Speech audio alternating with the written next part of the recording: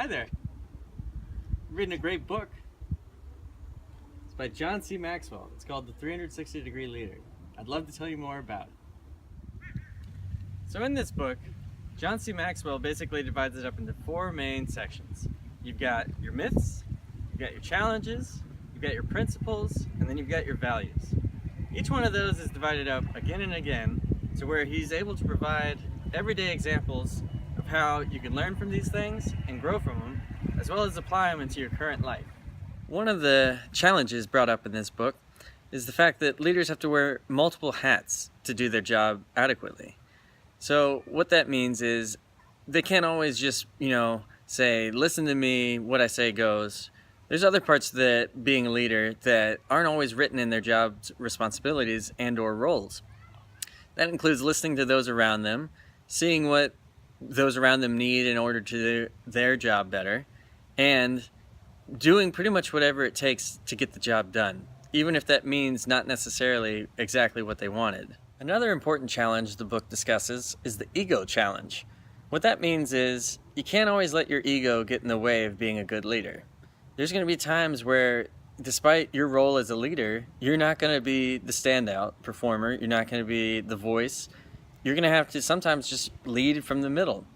What that means is be willing to listen to those around you and not always take charge. You never know when you're going to hear a great idea. One of the great things about this book is that it doesn't only speak on leadership, and it actually quoted a lot of great people over history with some really thought-provoking comments. One that stands out is by Harvey Firestone, where he said, "A man's ideas are his best asset."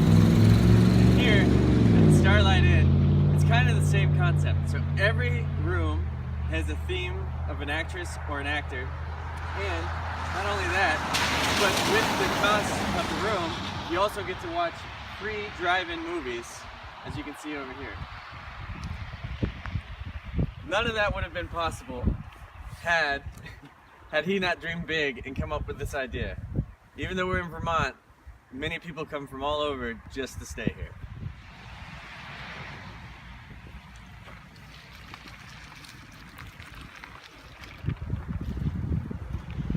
One of the things I enjoyed the most about this book was the fact that the author never came across as condescending. Instead, I felt like everything he offered was just encouragement and ways to better yourself and become a more effective leader, as the book says. The book made another great point, that people tend to gravitate towards other people like themselves. Although this is a nice, safe environment and network of friends, it is important to branch out and meet new people that have a variety of interests and different hobbies other than your own so that you are able to grow and expand your world. Otherwise, you're stuck in the same tiny box and you're going to miss out on a lot that life has to offer. Effective leaders find a way to take advantage of this opportunity, branch out, meet new people, and expand their network.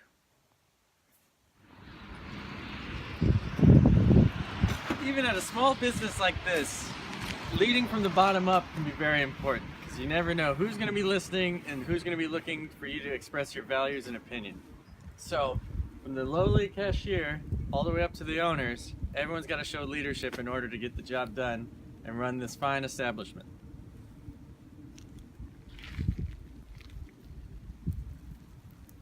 The principles stated in this book teach people how to become better leaders by not only leading from the top down, but also across and also from the bottom up. This is important as many people don't realize you can do this. But some of the basic strategies are focus on being better tomorrow than you were today. That's easy enough. The other thing is once you become in a position of leadership where those around you acknowledge that you're in that position, don't be afraid and actually go out of your way to talk with them and walk with them whenever they have issues that they'd like to discuss. A value that stood out to me while reading this book was leading successfully at one level is a qualifier for leading at the next level. Kind of ties hand in hand with a quote that the book mentioned that states, "Goals are kind of like climbing a ladder. As soon as you reach the top of one ladder, you're at the bottom rung of the next ladder." Meaning you should always have a goal set for yourself, but then an additional goal to start working towards while you're working on that first one, as well as after you accomplish it. That'll keep you from becoming stagnant and therefore make you a better leader by always trying to better yourself. Alright, so we're here at Ben & Jerry's now at the Flavor Graveyard, which brings up an important leadership lesson. Just because you're a leader does not mean that you're always right. So, they had the wherewithal to know and understand that not every flavor could be 100% success. So in the Flavor Graveyard, you see some riveting ideas that probably came up at a table.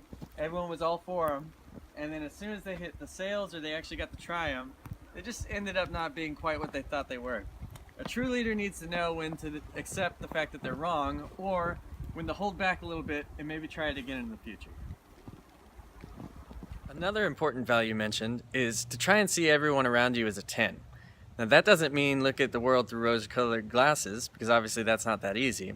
However, what I took from it is try and see the best in those around you. So if somebody is really skilled at one thing, don't try and keep them from doing that thing. Instead, encourage it, while also getting them to work on other areas where they might need improvement. But if you take the best quality of every person, you're going to find you've got some really awesome people around you. There's an analogy listed in the book known as the rubber band theory. Basically what it states is the simple rubber band will really not be at its capacity until it's forced to be stretched. And so what that means is you can take things and try and hold it in the rubber band, but if it hasn't reached its full capacity and it's not actively being stretched, how good is that rubber band really going to be for you? Instead, it's better to put it around something that requires it to stretch in order for it to reach its maximum potential. Another great quote the book brought up was said by Ronald Reagan. What he said was, in life, you got to make your own decisions. Because if you don't make them, somebody else will make them for you.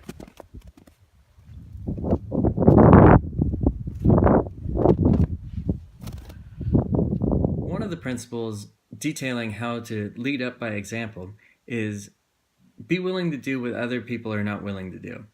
Everyone knows that with every job, there's going to be those tasks that literally nobody wants to do, but they still have to get done in order for the business, company, or organization to run efficiently. If nobody ever stepped up to do those jobs, such as taking out the garbage, mopping, cleaning, that's not fun, but it has to be done. So therefore, effective leaders put their position aside and understand the fact that there's certain jobs and tasks that just simply must be done in order to keep the ship afloat. As follows. Quote, "While poor leaders demand respect, competent leaders command respect. Being able to do a job well brings a leader credibility. If you think you can do a job, that's confidence. If you actually can do it, that's competence. And there is really no substitute for it." Perhaps one of the most important myths discussed in this book is the position myth. And what that says is that you think you can only show signs of leadership when you're in a position of power. If everyone waited until they were in a position of power, the world would only have a handful of leaders because there's just not enough positions. Basically, it ties in with other myths stating, don't wait until you're in a position of power to start working on developing your leadership skills. If you wait until then, it's going to be too late and you're not going to be an effective leader. Instead, it's better to start cultivating and showing signs of leadership in whatever position you're in. The company, the organization, and yourself will benefit from it. Another important principle to becoming an effective leader is becoming a go-to player. And what that means is, as people give you more and more responsibility, you handle it adequately.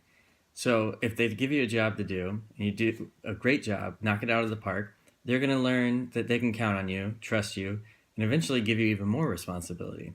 As a result, they learn that you become an adequate member of the team, and everyone is able to depend on you in order to get stuff done. Therefore, you're showing your leadership by doing an effective job. I hope that anyone watching has taken something away from this book report summary.